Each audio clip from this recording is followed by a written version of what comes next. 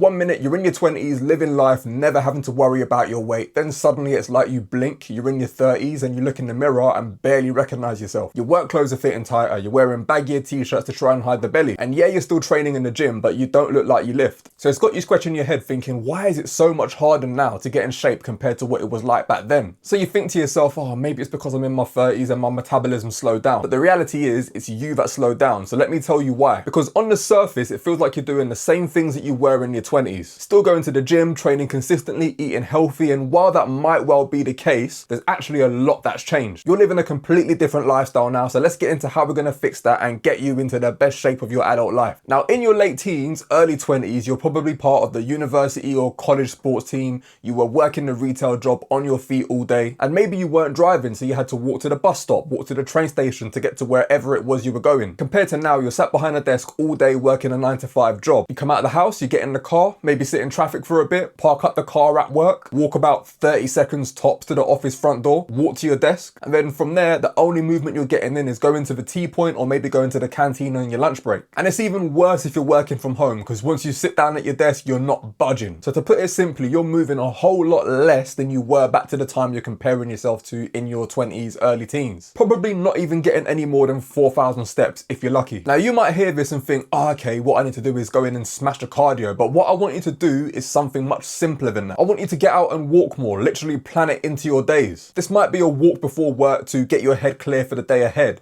It might be getting out for 15-20 minutes on your lunch break to unwind from the morning, and it might be the same again after work to unwind after a stressful day. That's ideally where we want to get to. But right now, it might just be as simple as adding 1,500 to 2,000 steps onto what you're currently doing, which is about 15-20 minutes worth of walking. Then when you've nailed that as part of your routine, you add the next 1.5k to 2k steps until you hit your upper limit, which for most people working a desk job is going to be anywhere between 8 and 12k steps. Now, the next thing that's changed is your stress levels, because listen, I don't know about you, but in my 20s, the biggest worry I had was thinking about what I was gonna wear on a night out on a Saturday. And now, boy, the stress hits different, because now you're worried about your boss setting you unrealistic deadlines to get a task done, and if it's not that, it's that bonehead colleague making last minute demands because they've got the organisation skills of a ferret, and that manifests itself in your behaviours and habits around food. You end up snacking more to deal with the discomfort. You'll be working from home, you hear the Teams ringtone go off from that colleague that's calling you from an email you sent 2 minutes ago. Then the next thing you know, you stood in the kitchen with the kettle boiling and going through the cupboards looking for the custard creams. So how do we fix it? Well, awareness is going to be the very first step. Being aware that you're not snacking because you're hungry, but snacking because you're trying to deal with an emotion born out of the stress that you're feeling. So when you notice that, taking a pause is beneficial to take stock of how you're feeling in that moment and thinking of a way you can relieve that stress without resorting to food. It might be having a quick journal. It might be, like I said in the previous point, getting outside for a walk on your lunch break to unwind. It might be making yourself a hot drink. It could just be getting up from your desk and moving, whether that's going to speak to a colleague if you're in the office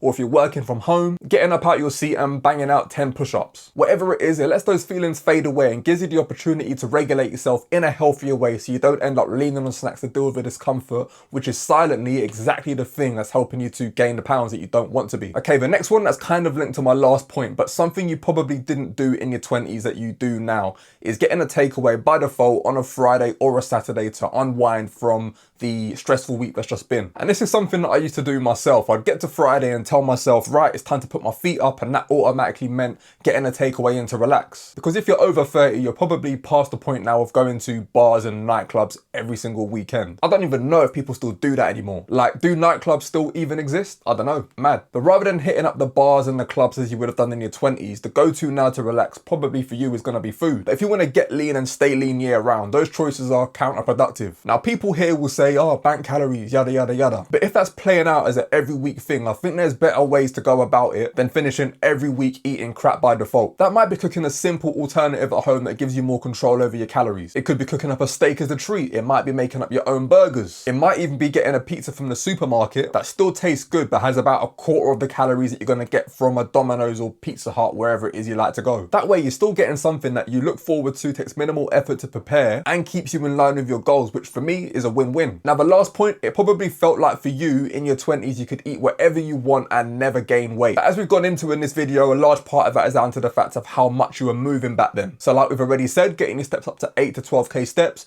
is going to be massively beneficial, but alone that isn't going to be enough. So we also want to bring more control around your food choices through the week. And that means getting more precise with your nutrition, so the haphazard distribution of peanut butter or the whole avocado on toast for breakfast. Serving up your meals willy-nilly because everything you put on your plate is quote unquote healthy. Yeah, if you want to get into the best shape of your adult life, that's not going to work anymore. So the first thing is going to be tracking your nutrition consistently and accurately to get a read of exactly where you are right now. Even the handful of nuts and raisins that you pick up when you get in from work. Then we need to adjust your nutrition to get you more in line of being in a deficit and consuming the right amount of calories that you can still train hard but reveal the muscle mass that you've been working to build. You can use an online calorie calculator to find out what your maintenance calories are going to be, and then from there we're going to take 300 to 500 calories away, and that's going to work as a pretty decent starting point for most of you. And please stop winging your meals. Let's make your life easier. Plan 2 to 3 meal options for your breakfast, for your lunch, for your dinner. Create a rotation of meals that you like and are genuinely going to look forward to, and save them in MyFitnessPal or whatever app it is you're using, so you save time and you don't have to think on the spot of whatever it is you need to consume